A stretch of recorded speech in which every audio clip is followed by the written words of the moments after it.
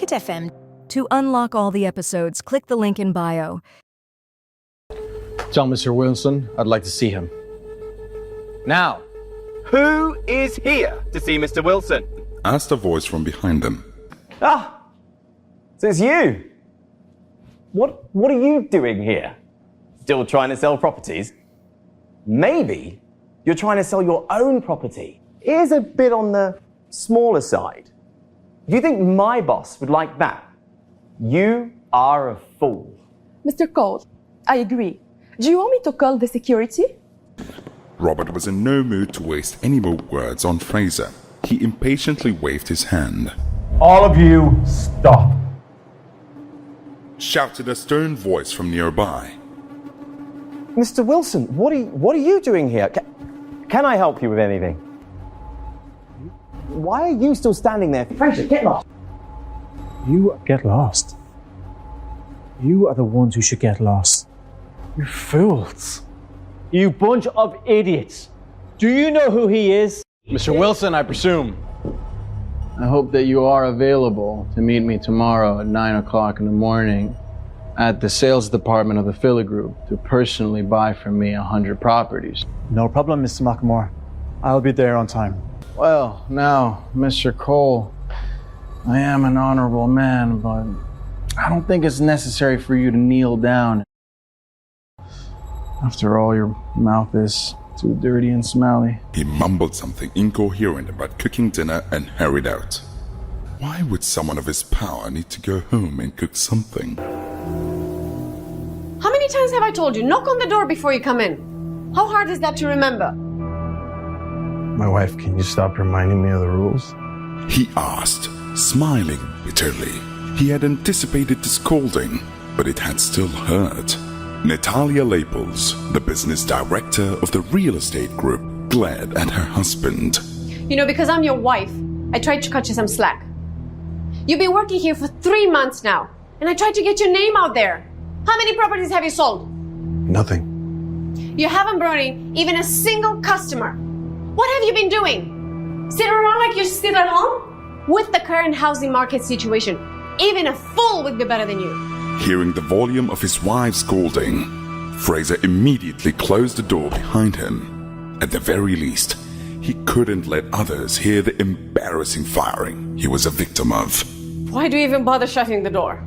Even if you shut the door, it's not like everyone doesn't know how much of a joke you are. I was really blind when I married you. Natalia's heart ached as she said these words. She felt wronged. Natalia, it's not that I don't want to work hard. It's that the sales manager always steals my customers. The sales manager hates me. The whole department hates me. From day one, I haven't been able to keep a single customer. Fraser, how many times have I told you? You need to learn to be objective. Take some initiative and responsibility. Very well. I'll try harder, I promise. I don't believe that. I'd rather believe pigs can fly.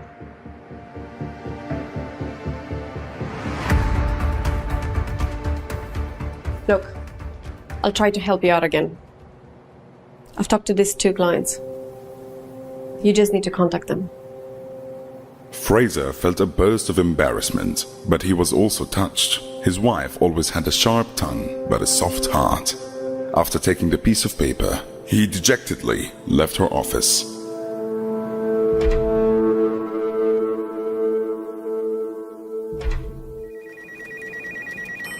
As soon as he stepped out of the door, he heard laughter erupting from the previously quiet sales department.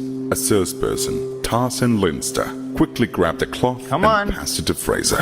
Hurry up and get back to work. You like housework. Tarzan laughed mockingly at Fraser before saying, Go ahead and tidy the office. You know, I don't understand you. Director Labels makes plenty of money. She can support you just fine. Why don't you run on back home and get back to your classic housework and cooking? Why are you trying to steal work from the rest of us? You're worthless here. Tarzan! Joe Parker, one of the higher-up salespeople, pushed the salesperson away. Fraser didn't trust Joe any more than he trusted Tarzan. Joe always acted as the manager's spy. He had directly taken customers from Fraser on countless occasions. Come on, Joe, why don't you push him out instead? All you have to do is hit him. Tarzan had a cruel look on his face and even took a step closer. Fraser was used to their provocation, but it didn't mean he liked it. He glared at the two men and headed to his desk. Joe spat out as Fraser walked away. Trash is really giving our department a bad name. What are you laughing at? Go back to work. Come on, guys! I want sales! Sales! Sales! Sales! When the mocking voices faded and everyone started to get back to work, Fraser unfolded the note Natalia had given him. However, just as he was about to call the first number on the list, a large, middle-aged man walked over to stand beside his desk. Fraser peered up into the irritated face of his manager, Peter Earle. Peter glared condescendingly at Fraser before asking, Macklemore, who gave you permission to use your personal cell phone on company time? I'm calling a client. Oh, really? Do you really think that you can succeed in making a sale? Why are you so stubborn? Look at them. They can sell a property every few days. Then we have you. You're worthless. If it wasn't for the fact that your wife is the boss, I would have fired you a long time ago. Do you think you could earn the same salary as those guys for doing nothing? Macklemore, this is your last chance. If you can sell 100 properties by tomorrow morning, 9 o'clock, then you can stay. I'll even give you a promotion. If you don't, then you have to pack your stuff and leave.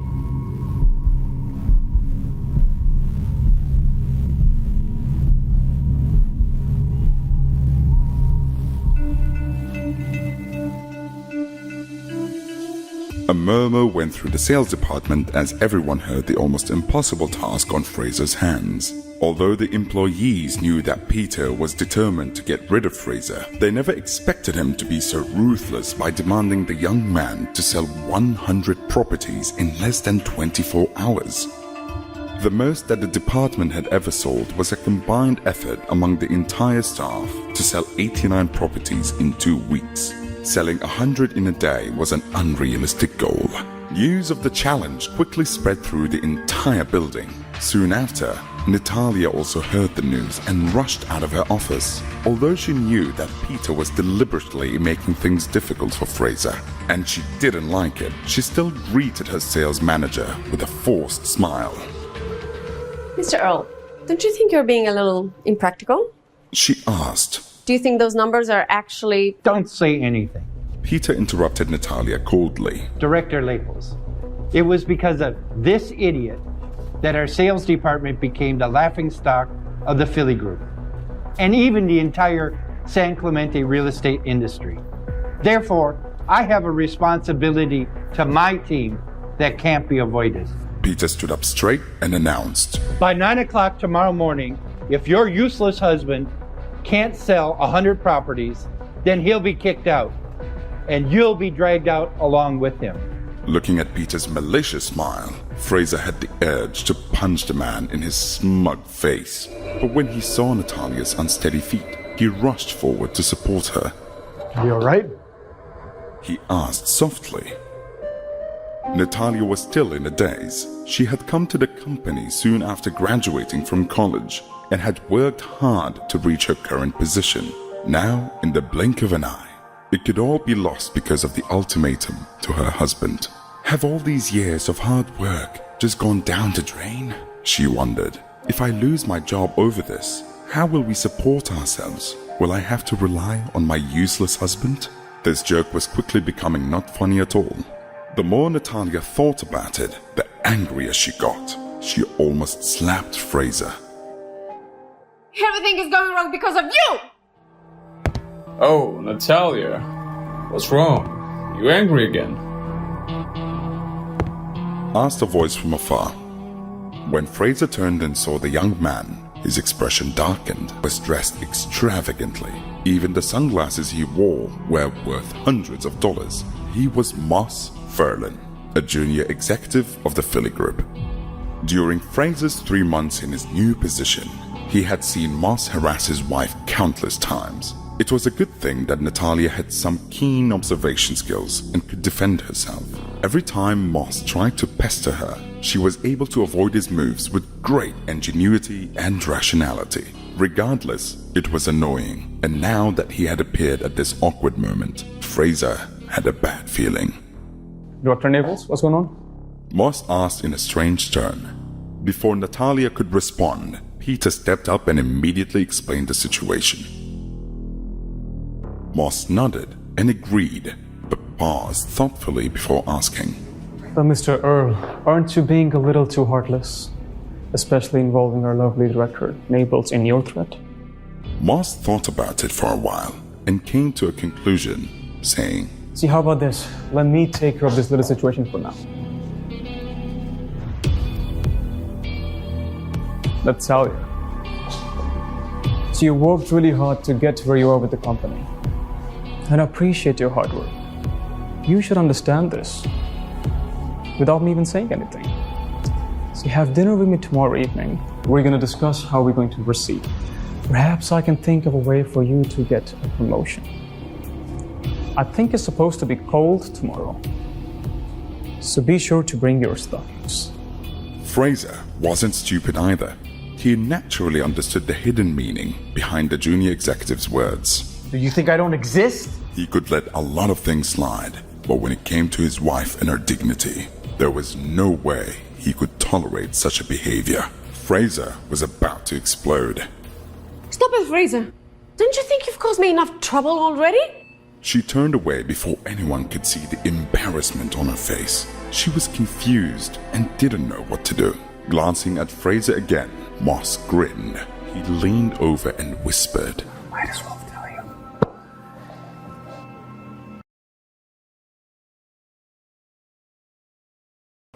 And someone like you can't stop me. I just simply can't compete. Moss left with a burst of laughter while Fraser kept his head down. He dug his fingernails angrily into the flesh of his palms. Moss had completely embarrassed him and trampled all over his dignity. Later that evening, after Fraser had left work, he stood on the bridge and watched the flow of traffic below, his mind lost in thought. As his thoughts coalesced, his gaze grew colder and more determined. No matter how wrong I am, I can still endure it. But if anyone goes after Natalia, all bets are off. I'll personally send them to hell. He took out his phone, found a number he hadn't used in years, and clicked on the call icon. The phone quickly connected, and an excited voice could be heard from the other end of the line. When I picked up the phone and I saw who was calling, I couldn't believe it. Is it really you, my young friend? You actually called. Did you know I was... Fraser interrupted the person on the other end of the line. Uncle Sam, I'm in some trouble right now. I need your help. What? Someone's trying to harm you? Of course I can send. No, it's not that troublesome. I just need money to solve this problem. I need a few $1 million. Old Sam sighed in relief. You gave me such a scare. Look, forget about the money. Whatever you need, it's yours. But... He hesitated. No need to say anything more. I understand that since I'm asking for help, my decision to separate myself from the family becomes invalid. But I can't return just yet. Uncle Sam was excited to hear Fraser's words. He had been waiting to hear them for years. Good. This wouldn't be a problem. As long as you agree to return to the family, everything will be fine. You know, of all the successes for the Macklemore family, the one your father values the most is you. Fraser became silent for a moment. He really didn't want to talk about this topic. He cleared his throat and tried to get the conversation back on track. How long till the money gets here? You should still know the private account information, right? However, Uncle Sam was still going on about the family. Fraser, I won't hide it from you. After your father found out you were in San Clemente, he secretly purchased the largest company there, in your name. You have plenty of money. You can just go and take over the company. Hearing that, Fraser pursed his lips. It seemed that even though he had been away from home for many years, his father was still thinking about him. Otherwise, according to the nature of the Macklemore family, they wouldn't have even considered buying a business in a place as small as San Clemente. You'll also be interested to know that a member of the Orange County Chamber of Commerce has ties to the family, as well as companies and businesses in the local area also having strong connections to the family. Okay, thanks for the heads up. We'll talk again soon. It looks like the days ahead are going to be far from peaceful. Members of the wealthy class never seemed to be able to escape from their obligations. Fraser had chosen to leave his family because he didn't want to live a life of deception. But now, he had to face it bravely because his wife was being bullied. After letting out a long puff of smoke, he put out the cigarette and tossed it into the garbage. He then got into his car and drove to a corporate headquarters building across town. It was one of the largest companies in San Clemente, and he had been here many times during the past 3 months because he had been in charge of distributing and putting up flyers. The two women who worked at the front desk always gave him a hard time. Fraser walked into the lobby on the first floor and was immediately noticed by the two women. Fraser! It's you again. You really have some nerve coming here again and again. Well, don't come in. You're not allowed here anymore. Look at the notice. Take a good look. You've been put on our blacklist, and I designed this announcement myself. How about that? Fraser craned his head and saw that under his photo there was a short blurb. He read it silently. Fraser, a useless salesperson at the Philly Group, has repeatedly snuck into our office area to distribute unwanted flyers. This worthless person, whose wife has repeatedly cheated on him, is not welcome in the building. Recently, the women's restroom has been subjected to a peeping Tom, and we suspect that Fraser is the culprit. As such, he has been put on the company's blacklist. If anyone sees him on the premises, contact security or a staff member immediately. After reading the description, Fraser frowned and thought, if they don't want me to put up flyers, that's fine, but why drag my name through the mud? Fraser took a deep breath and resisted the urge to lower himself to the level of the two women at the desk. He ignored the notice and said coolly, Tell Mr. Wilson I'd like to see him. Now, who is here to see Mr. Wilson? Asked a voice from behind them. At that moment, a balding middle-aged man walked out. When he saw Fraser, he heaved a sigh and said, Ah, so it's you. What are you doing here? Still trying to sell properties? Maybe you're trying to sell your own property. Here's a bit on the smaller side. Do you think my boss would like that? You are a fool. Mr. Cole, I agree. Do you want me to call the security? One of the women at the desk piped up. She reached for the desk phone and started pressing the buttons. Fraser said calmly, Well, you're right about one thing. I am here to sell your boss my home. In fact, I don't want to sell him one property. I'm going to sell him 100.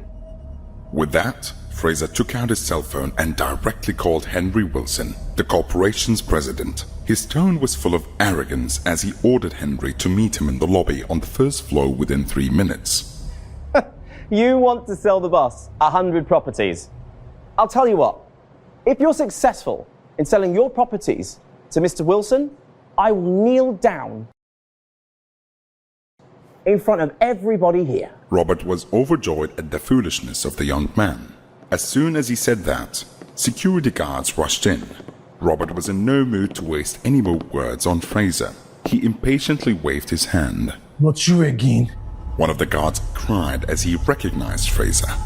You may have gotten away from us last time, but you won't escape so easily this time. Both guards advanced on Fraser as they pulled out their nightsticks to give him a beating. He stood and watched them step closer, a somber expression on his face. All of you, stop! Shouted a stern voice from nearby. The security guards froze, as did everyone else. Mr. Wilson, what are you doing here? Can I help you with anything? All eyes turned to the front desk, where Henry Wilson was standing, watching the unprofessional scene unfolding before him with disdain. Why are you still standing there? Fraser, get lost! Henry's eyes widened in shock when he heard Fraser's name, and he stared at the young man before him. It's him? He thought in wonder. It's really him? Henry snapped. Get lost. You are the ones who should get lost. You fools. You bunch of idiots. Do you know who he is? He looked around at Robert and the others, his expression livid. Fraser jumped in to interrupt. He didn't want too many people to know his identity just yet. Mr. Wilson, I presume. I hope that you are available to meet me tomorrow at 9 o'clock in the morning at the sales department of the Philly Group to personally buy from me 100 properties. Robert stared in shock. Had Fraser really asked his boss to purchase so many properties? He found himself even more startled a few moments later when Mr. Wilson spoke. No problem, Mr. McMore. I'll be there on time. The onlookers gasped and murmured to one another. Fraser turned his gaze on the stunned manager. Well, now, Mr. Cole, I am an honorable man, but I don't think it's necessary for you to kneel down. After all, your mouth is too dirty and smelly. He glanced and saw that it was almost 6. He mumbled something incoherent about cooking dinner and hurried out. Henry watched in concentration as the young man left. Was he actually saying something about having to cook dinner? Why would someone of his power need to go home and cook something? He started to call out the young man questioningly, but saw that he had already sped away. Mr. Wilson, are you sure about this? This man Fraser, he's not trustworthy. This might be a mistake. Henry turned his cold glare on Robert. I think you are the one who's making the mistake. Head to accounts and pick up your last paycheck. You won't be here tomorrow. That's all. After saying that, Henry left without looking back.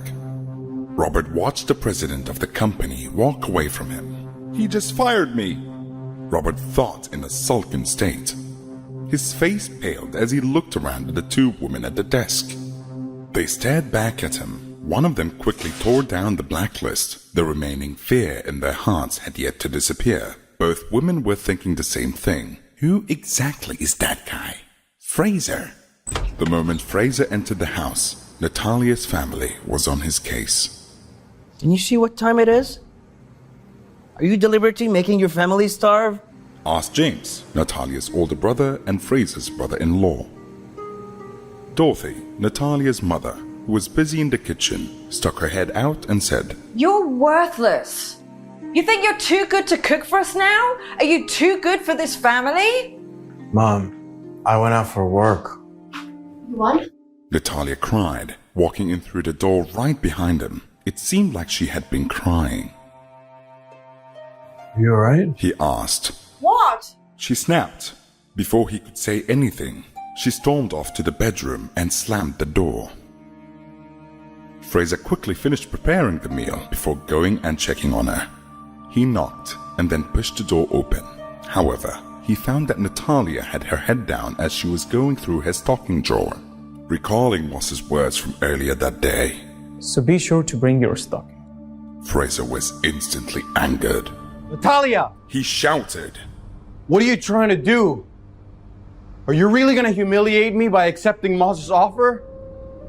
Look, if you want to treat me like a good-for-nothing loser, fine, but don't do it at your own expense and reputation. Are you really going to betray our relationship? Natalia was shocked. She gaped at Fraser with her almond-shaped eyes. That was the first time in her memory that Fraser had been angry enough to shout at her. Instantly, a strong feeling of resentment rose in her heart. Fraser, are you a man or not? You dare to be mean to me now? Have you even stopped to think about why I might be doing this? Are you really so foolish? Do you really think I would need to myself like this if you even had the slightest bit of skill at your job? Was there a need to degrade me like this? Fraser was silent and lowered his head in shame. Fraser's heart softened and his anger dissipated. He tried to reach out and give her a hug to comfort her, but she pushed him away. Don't touch me! I'm really sick of you! After enduring for so many years, I'm tired of trying. If it doesn't work out, we do as my parents say. We need to get divorced. No, I won't. Fraser shook his head stubbornly in refusal. Natalia rolled her eyes in anger. For the past 3 years, Fraser never said no to her except when the topic of divorce came up. In these cases, he would become adamant in his protests. Natalia. Fraser began, his tone softer. I know I've asked you to trust me before. Can you trust me again this time? Trust you again? Natalia grimaced. However, when she turned toward him and saw Fraser's serious expression, one that she had never seen before, she swallowed the words that were about to come out of her mouth.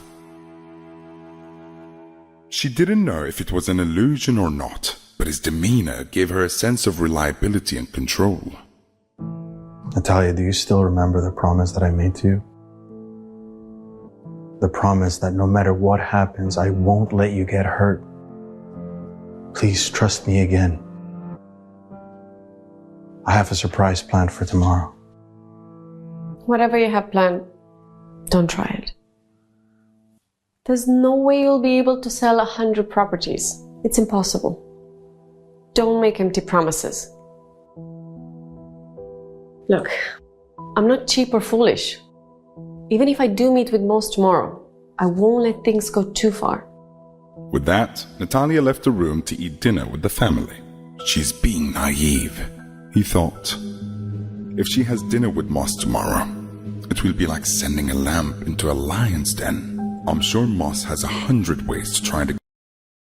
After everyone gathered around the table to eat dinner, Fraser had just grabbed his fork to take a bite of food when Dorothy started to criticize him again. This time, however, she was back to urging him to divorce Natalia as soon as possible. Fraser, the deadline we set for you is almost up. You haven't even started earning what we asked you to. You're barely bringing in $1,000 a month. That's not enough to support one of you, let alone two. What? You're bringing home $1,000 a month? That's not even enough for me to buy enough cigarettes to smoke in a month. Natalia's jobless brother spoke with a look of disdain on his face. He seemed to be forgetting the fact that he himself wasn't working, and he was sitting around all day without any source of income. Natalia asked quietly, Mom, James, why can't you two just drop it? Let's just have a peaceful meal. You want a peaceful meal? All right then. It's time for you to move out with your foolish husband. Haustus was Natalia's father. He had been born into a wealthy family that was successful in business, the Lapels family. However, because of his poor ability, he had been kicked out of the family's main business 10 years ago and was given the job of managing an ailing company in San Clemente, also owned by the Lapels family. What? Dad, are you joking? You want us to move out? Why? Your brother. He had a hard time to sort out this marriage. And his fiancée has said that she doesn't like the number of people living here. Dad, you... Let me finish. I had a serious thought about that. Your sister in college, she has been living there for a long time. You're doing quite well. So why can't you rent an apartment for the two of you? Natalia was enraged. She slammed her hand on the table and asked, Why should we? This place is 2,000 square feet, so why can't it accommodate the two of us? That woman is asking for too much before she's even married. She's way too overbearing. James immediately tried to protect his fiancée. Natalia, be careful, okay? She's your future sister-in-law, okay? So change your attitude. Just because you're married to a loser, you think that the entire family will support you? Enough. Finally, Haustus intervened. Your mom and I only have one son. And we're leaving this house to him. Natalia, you're earning quite a bit now. It's more than enough to support yourself. Dorothy chimed in. You're being ungrateful. I might have earned a lot, but I've paid more than my fair share into this family. Seeing that his wife's anger was building to a dangerous level. Oh, you don't argue with them. It's fine if we have to find our own place. James looked appreciatively at Fraser. Previously, he was worried that Fraser was only after a stake in his inheritance. You're pathetic. You're the one who said that I shouldn't allow myself to be bullied. You're just too weak. She angrily left the table. Fraser followed her, and soon Natalia's indignant voice could be heard again as she continued to berate her husband. James didn't take it to heart, but when he saw that his parents seemed pretty disappointed, he said, Dad, Mom, just don't worry about it. Let's just eat. Although Fraser is a waste of space, at least his cooking is not so bad. Later that night, Fraser got up from bed, walked over to Natalia's bedside. He felt sorry for her when he saw that she was still frowning, even though she was asleep. There were traces of tears on her face. Natalia, moving out of here will be fine. Don't worry.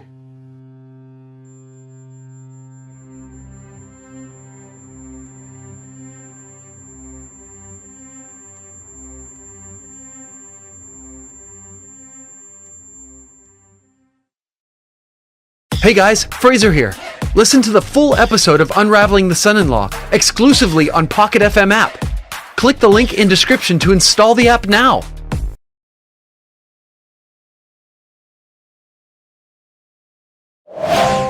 Pocket FM. To unlock all the episodes, click the link in bio.